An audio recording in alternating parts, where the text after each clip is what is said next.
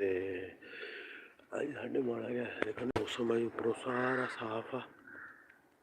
ਮੌਸਮ ਅੱਜ ਜਿਹੜਾ ਨਾ ਕੰਮ ਠੀਕ ਹੋ ਗਿਆ, ਲੇਕਿਨ ਜਿਹੜਾ ਕੰਮ ਥੱਲੇ ਆ ਨਾ, ਥੱਲੇ ਤੇ ਬਰਫੋ ਬਰਫ ਹੋਈ ਪਈ ਜੇ। ਤੇ ਆਹ ਦੇਖੋ ਅਸੀਂ ਆਪਣੇ ਨਾ ਜਿਹੜੇ ਬੂਟੇ ਹੁੰਦੇ ਉਹ ਲੁਕੋ ਕੇ ਰੱਖੇ ਬਰਫ ਤੋਂ, ਉਹਨਾਂ 'ਤੇ ਵੀ ਬਰਫ ਚੜੀ ਪਈ ਹੈ ਥੱਲੇ। ਲੇਕਿਨ ਅੱਗੇ ਨਾਲੋਂ ਕਿਤੇ ਬਿਹਤਰ। ਸਾਡੇ ਗੁਆਂਢੀਆਂ ਦਾ ਕਾਂ ਜਿਹੜਾ ਆ, ਇਹਦੇ ਤੋਂ ਵੀ ਲੈ ਗਈ ਹੈ ਸਨੋ। ਇਹ ਵੀ ਕਾਲਾ ਹੋ ਚੱਲਾ। ਇਹਨੂੰ ਮੈਂ ਮਸ਼ਹੂਰ ਕਰੂੰਗਾ। ਇਹ ਇੱਕ ਦਿਨ ਰਾਤ ਨੂੰ ਇਹਨੇ ਮੈਨੂੰ ਡਰਾਤਾ। ਮੈਂ ਕਿਹਾ ਪਤਾ ਨਹੀਂ ਕੀ ਹੈ, ਦੇਖਿਆ ਕਾਂ। ਮੈਂ ਕਿਹਾ ਇਸ ਟਾਈਮ ਕਿੱਥੇ ਆ ਕੇ ਬੈਠਾ।